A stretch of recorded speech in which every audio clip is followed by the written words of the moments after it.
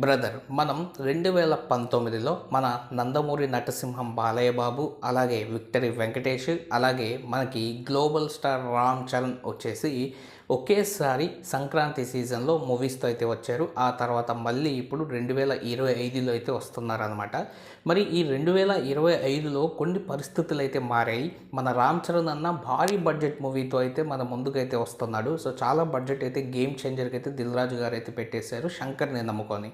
అలాగే మన బాలయ్య బాబు ఎప్పటిలాగే ఆయన మార్కు, ఆయన బడ్జెట్, సో ఆయన సక్సెస్ రేషియోలో కూడా అయితే ఉన్నాడనమాట. అలాగే విక్టరీ వెంకటేష్ గారి గురించి కూడా అయితే మాట్లాడదాం. సో ఈరోజు పరిస్థితులు కానీ చూస్తుంటే, అంటే ప్రస్తుతం పరిస్థితులు కానీ చూస్తుంటే మనకు వచ్చేసి గేమ్ చేంజర్కి ఎక్కువ నష్టం జరిగేటట్టు అయితే ఉందన్నమాట. సో బాలయ్య బాబు గురించి, అలాగే విక్టరీ వెంకటేష్ గారి గురించి కూడా అయితే మాట్లాడుకుందాం. ఒకవేళ మీరు బాలయ్య అభిమానులు అయితే జై బాలయ్య అని చెప్పేసి కామెంట్ సెక్షన్లో కామెంట్ అయితే చేయండి.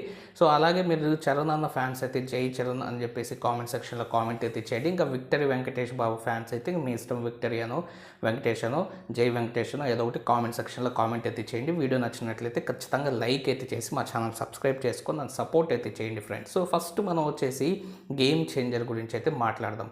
గేమ్ చేంజర్ ఈ RC15 అని ఉండి గేమ్ చేంజర్ అని చెప్పేసి పెట్టుకున్నారు title. Shankar direction. So Shankar ప్రస్తుతానికైతే అన్నిట్లో ఫ్లాప్లు అయితే ఉన్నాడు. ఆ సినిమా మీద ఏదైనా హైప్ కానీ బజ్ కానీ ఉంది అంటే సో మనకు ఆ రామ్ చరణ్ అన్నను చూసి అనమాట. రామ్ చరణ్ అన్న లుక్స్ చూసి కావచ్చు, ఏదైనా కావచ్చు, టీజర్ వల్ల కొంచెం అయితే హైప్ అయితే వచ్చింది. ఇంకా ట్రైలర్ కూడా అయితే ఉంది. ఆ ట్రైలర్ వస్తే ఇంకా హైప్ కూడా అయితే వచ్చే అవకాశాలు అయితే ఉంటాయి. ఆల్ ఓవర్గా కానీ చూసుకున్నట్లయితే వరల్డ్ మొత్తంలో మనకి ఆల్రెడీ బుకింగ్స్ అయితే ఓపెన్ అయిపోయాయి. అంటే ఓవర్సీస్లో, ఇంకా మన ఇండియాలో బుకింగ్స్ అయితే ఓపెన్ అవ్వాల్సిన అవసరం అయితే ఉందన్నమాట.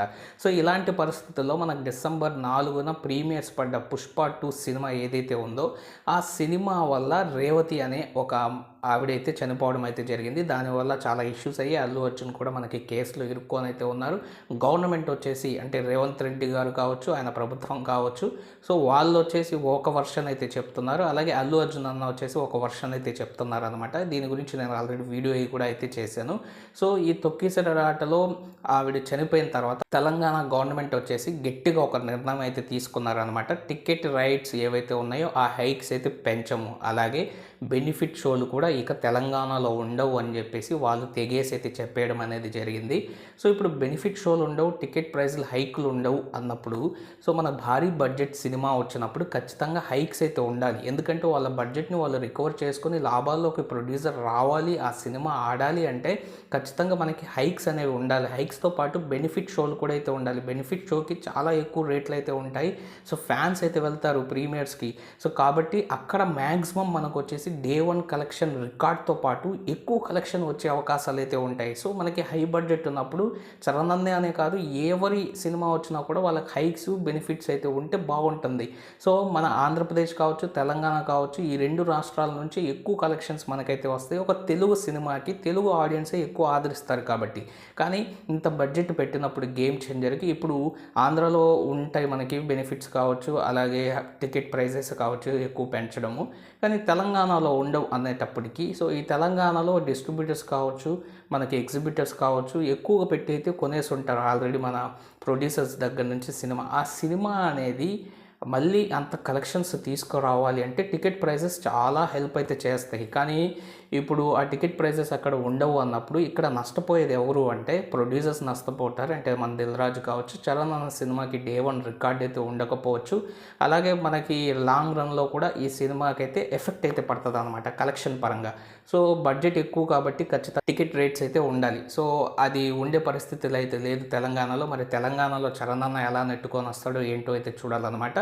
లాంగ్ రన్ ఉండాలి. అలాగే సంక్రాంతి సీజన్ కాబట్టి మనకి లాంగ్ రన్లో అయితే ఇబ్బంది అయితే ఉండకపోవచ్చు. కానీ హిట్ టాక్ వచ్చినా ఫ్లాప్ టాక్ వచ్చినా మనకి టికెట్ రేట్స్ ఉండి బెనిఫిట్స్ ప్రీమియర్స్ పడితే సినిమా సేఫ్ అవుతుంది. సో ఇక్కడ మనకైతే నాకు తెలిసినంత వరకు చరణ్ అన్న సినిమా అనేది కొంచెం కష్టాల్లో అయితే ఉంది తెలంగాణ రీజియన్ వరకు. సో మరి బాలయ్య బాబు విషయానికి వచ్చేటట్టయితే బాలయ్య బాబు సినిమాకి ఇబ్బంది లేదు. ఆయన అఖండ తీశారు, వీరసింహారెడ్డి తీశారు, భగవంత్ కేసరి తీశారు. సో మనకు అఖండాకి అసలుగా అయితే టికెట్ ప్రైజెస్ లేవు. వీరసింహారెడ్డికి కావచ్చు అండ్ అలాగే మనకి భగవంత్ కేసరికి కావచ్చు మినిమల్ ప్రైజెస్ అయితే ఉన్నాయి. ఒకవేళ ప్రైజెస్ పెంచినా కూడా టికెట్స్ 10 నుంచి 50 రూపాయల లోపల అయితే పెంచడం చూపించడం అనేది జరుగుతుంది.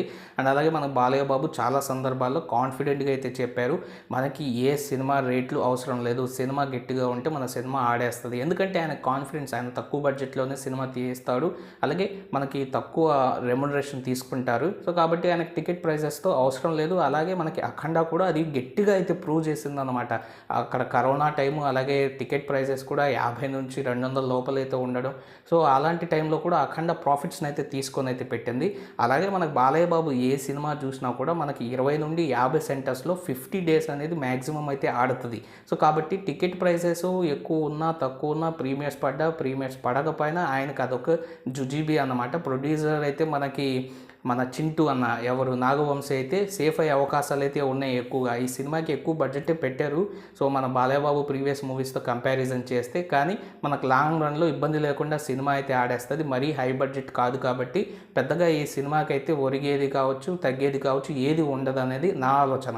మరి విక్టరీ వెంకటేష్ గారు కూడా మన బాలయ్య బాబు రూట్లేనే అనమాట. ఆయన సినిమాకి కూడా లాంగ్ రన్ అయితే ఉంటుంది. పెద్ద హైక్స్ లేనప్పటికీ కూడా ఇబ్బంది అయితే లేదు, ప్రాఫిట్స్లోకి అయితే వచ్చేస్తుంది, మీడియం బడ్జెట్ సినిమా కాబట్టి.